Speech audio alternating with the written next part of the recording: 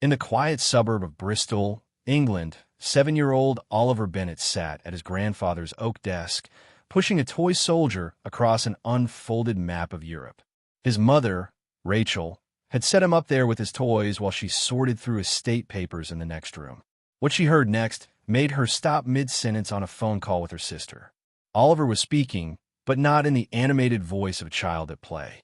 His tone was measured, deliberate, carrying a gravity that seemed impossible for someone who had only recently lost his first tooth. We must hold the line at Dunkirk. Every hour we buy allows more men to reach the beaches.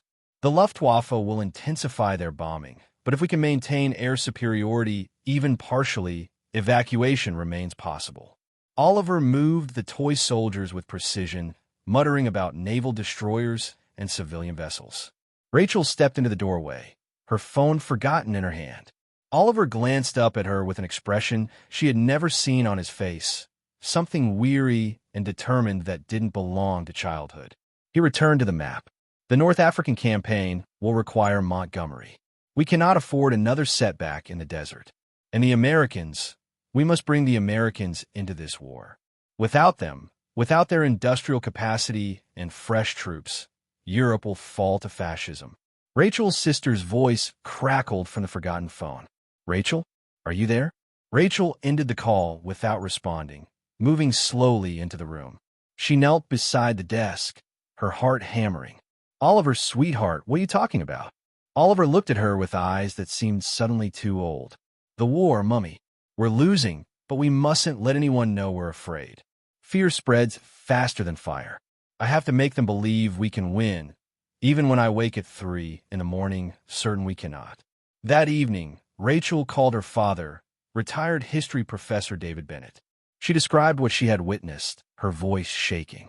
David arrived within the hour, bringing with him a leather satchel filled with unmarked photographs and documents from his research archive. He had studied World War II extensively, specializing in British military strategy and political leadership. What he was about to witness would challenge everything he thought he understood about memory and consciousness. David spread photographs across the dining table. Images he had carefully selected to include both genuine historical figures and similar-looking individuals from the same era. He mixed photographs of Churchill with images of other British politicians, military leaders, and civilians. No names, no context, just faces. Oliver walked into the room, rubbing sleep from his eyes, having been awakened by his mother for this impromptu test. The boy scanned the photographs with barely concealed impatience, the way someone might look at pictures of strangers at a party. Then his hand stopped over one image. His fingers touched the photograph gently, almost reverently. This is me, younger before the weight of it all, before I knew what it would cost. The photograph showed Winston Churchill in 1915, during his time as First Lord of the Admiralty. It was not one of the iconic images that appeared in textbooks. David had pulled it from a specialized archive. The likelihood that Oliver had seen it before was virtually nil. David felt his throat tighten. Tell me about this person. Oliver sat down, still touching the photograph. I failed at Gallipoli. Thousands died because of my decision. They call me reckless, a warmonger. I thought I could end the war quickly, save lives in the long run. Instead, I sent men into a slaughter. The guilt never left. Even decades later, when everyone had moved on, I would wake remembering the reports of casualties, the names, the terrible waste of it all. Rachel and David exchanged glances. These are not details from popular history books. The emotional complexity, the personal anguish over Gallipoli, these were elements that scholars debated, that appeared in Churchill's private papers and memoirs, not in children's history lessons. Over the following weeks, David conducted careful interviews with Oliver, documenting everything. He contacted Dr. Elizabeth Harrington at Cambridge University, a psychologist who had researched cases of childhood past life memories with scientific rigor. Dr. Harrington arrived with recording equipment, standardized questionnaires, and a healthy skepticism that she made no effort to hide. She began with neutral questions, establishing baseline responses. Then she shifted to specifics. Oliver, you mentioned Dunkirk earlier. Can you describe what you remember about those days? Oliver closed his eyes. The smell of smoke and oil. I was at the underground war rooms, mostly. The walls felt like they were closing in, but I couldn't show fear. Everyone was looking to me to know what to do, and I had to project absolute confidence, even though I was terrified we were about to lose everything. I remember the telephone calls, the constant updates. Ships sinking, men drowning, but also the miracle of it, all those civilian boats crossing the channel. I hadn't ordered them. They just came. Fishermen, pleasure boats, ferries. That's when I knew the spirit of Britain hadn't been broken. Dr. Harrington's pen moved rapidly across her notepad. Can you describe the underground war rooms? What do they look like? Cramped. Maps everywhere. The air was stale because we were so far underground. There was a particular desk where I worked and a chair that squeaked. I can still hear that squeak. The walls were painted. She paused, his brow furrowing with concentration. A pale green, I think. Or cream. Something institutional. There was a bed in one of the rooms, narrow, like a camp bed. I slept there sometimes when the bombing was too intense to go home. Dr. Harrington consulted her notes. Historical records of the Churchill war rooms confirmed these details. The pale green walls, the narrow bed, even contemporary accounts that mentioned the squeaking chair. But these specifics weren't widely publicized. They existed in archived documents, in memoirs of staff members, in preserved elements of the actual war rooms that Oliver, living in Bristol, had never visited. The investigation deepened. Dr. Harrington brought in Professor Thomas Whitmore, a Churchill historian who had published extensively on the wartime prime minister. Whitmore was initially dismissive. Children absorb information from television, from overheard conversations. This is likely confabulation mixed with coincidence. But he agreed to participate, if only to demonstrate the mundane explanations for what the family perceived as extraordinary. Professor Whitmore's approach was adversarial. He asked trick questions, mixed false information with true details, and presented scenarios designed to trip up someone relying on general knowledge or lucky guesses. Oliver, I understand you remember giving speeches. Can you tell me about the speech you gave after the bombing of Canterbury Cathedral? Oliver looked confused. Canterbury wasn't bombed during the Blitz. Not the cathedral. Coventry Cathedral was destroyed. November 14th, 1940. I visited the ruins. The devastation was complete. But the people there, they weren't defeated. They were rebuilding even as the smoke still rose. Professor Whitmore's expression shifted. He had deliberately planted false information, a standard technique for testing witness reliability. Oliver had corrected him with both the right location and the correct date. He tried another approach. Tell me about your relationship with President Roosevelt. What did you discuss in your private meetings? Oliver's face grew thoughtful. Franklin was complicated. He wanted to help Britain, but American isolationism was powerful. He had to move carefully, bring his country along gradually. We talked about many things, war strategy, yes, but also history, literature. He admired naval history. We discussed naval battles, sometimes comparing strategies from different eras. And he understood my black moods. He had his own darkness to contend with. Illness teaches you things about suffering that healthy people never grasp. Professor Whitmore felt something shift in his chest. The reference to Roosevelt's polio, to the private discussions of naval history, to Churchill's well-documented depression, his black dog as he called it. These were not the superficial facts a child would pick up from documentaries. They spoke to an intimate understanding of both men's inner lives.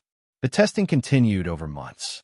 Dr. Harrington employed every methodological safeguard she could devise. She worked with David to ensure Oliver wasn't being fed information, consciously or unconsciously. She interviewed Oliver's teachers, searched his home for books or videos about Churchill, examined his internet browsing history. Nothing explained the depth and specificity of his knowledge. One afternoon in late autumn, Dr. Harrington arrived with a sealed envelope.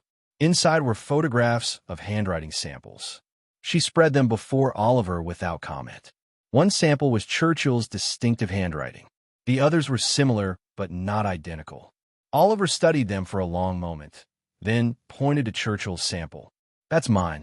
I recognize the way I formed the capital letters, the slant. I always pressed hard with the pen, left indentations in the paper beneath. That evening, Dr. Harrington sat with Rachel and David in their kitchen, cradling a cup of tea that had gone cold. I've investigated 17 cases of claimed past life memories in children. Most have prosaic explanations: exposure to media, family stories, coincidence. A handful remain unexplained by conventional means. This case falls into that second category. I cannot explain Oliver's knowledge through normal information acquisition. The details are too specific, too accurate, and too emotionally nuanced. Rachel's hands trembled slightly. What does that mean? Do you think he really was Churchill? Dr. Harrington chose her words carefully. I think something extraordinary is happening that we don't fully understand.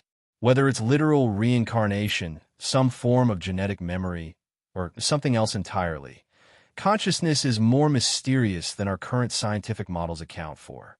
What I can say with confidence is that Oliver knows things he shouldn't be able to know through ordinary means. David had been quiet, but now he spoke. I've spent my career studying Churchill, reading his papers, his letters, analyzing his decisions. And when Oliver talks about those years, there's an emotional authenticity that you can't fake. The guilt over Gallipoli, the fear during Britain's darkest hours, the complex relationship with Roosevelt. These aren't just facts. They're experiences. He feels them. As winter arrived, Oliver's detailed memories began to fade, a pattern documented in similar cases. Dr. Harrington explained that past life memories in children typically emerge between ages 2 and 5, peaked around age 6 or 7, then gradually diminished. Oliver had started later than typical, but was following the expected trajectory. The specific details became hazier, like a dream losing coherence upon waking. But something remained. Oliver developed an intense interest in history, particularly military strategy and leadership during crisis. He showed unusual empathy for people facing difficult decisions, seeming to understand the weight of responsibility in ways that struck his teachers as remarkably mature. And he retained a particular emotional response to World War II imagery. Not fear exactly, but a profound sadness mixed with pride. One evening, Rachel found Oliver in his room, looking at the photograph of young Churchill that David had left with them. Tears streaked his face. "Do you remember, sweetheart?" she asked gently. Oliver shook his head. "Not like before. It's like trying to remember a dream. I know I knew things, but they're slipping away." He looked up at his mother with an expression of loss. There was something important I was supposed to remember. About not giving up, even when everything seems impossible. About finding courage when you're terrified. Rachel held him close. "Maybe that's the part you're meant to keep." In the spring, Dr. Harrington published a carefully worded case study in the Journal of Consciousness Studies, using pseudonyms to protect the family's privacy. She presented the evidence without drawing definitive conclusions, acknowledging both the extraordinary nature of the claims and the rigorous investigation that had failed to find conventional explanations. The paper sparked debate among researchers, with some dismissing it as elaborate confabulation and others arguing it represented the kind of anomalous data that deserved serious scientific attention. Professor Whitmore, the initially skeptical Churchill historian, found himself unable to dismiss what he had witnessed. He began collaborating with Dr. Harrington on a broader study examining cases where children demonstrated specific historical knowledge that couldn't be easily explained. His academic colleagues viewed this new research direction with suspicion, but Whitmore had spent too many hours interviewing Oliver to maintain his previous certainty that consciousness was fully explained by current neuroscientific models. The Bennett family gradually returned to normal life, though nothing felt quite the same. Rachel found herself questioning assumptions she had never thought to examine, about the nature of identity, the continuity of consciousness, the possibility that human awareness might extend beyond the boundaries of a single lifetime. David continued his historical research, but now he approached it differently, wondering about the inner experiences of the figures he studied, the emotional truths that might not appear in official records. Oliver grew older, the memories fading into something more like instinct than explicit recall. But on certain anniversaries, the evacuation of Dunkirk, V-Day, He would grow quiet and reflective, feeling echoes of emotions he could no longer quite name. When his class studied World War II in school, he felt a strange mixture of pride and sorrow that he couldn't fully explain. His teacher noticed that when he wrote essays about the war, they contained an emotional depth unusual for his age, as if he understood not just what had happened, but what it had felt like to live through those years. Dr. Harrington continued following the case, conducting annual check-ins with the family. She was particularly interested in whether Oliver would develop other unusual abilities or knowledge as he matured. So far, his abilities seemed entirely normal, except for his continuing emotional connection to World War II history and an unusual capacity for strategic thinking. In games of chess or complex problem-solving exercises, he demonstrated an intuitive grasp of long-term planning and the ability to remain calm under pressure that his coaches found remarkable. The question of what had happened, whether Oliver had truly carried memories from Churchill's life or whether some other explanation existed, remained unresolved. Dr. Harrington and her colleagues continued investigating similar cases, building a database of childhood past life memories, looking for patterns that might illuminate the mystery.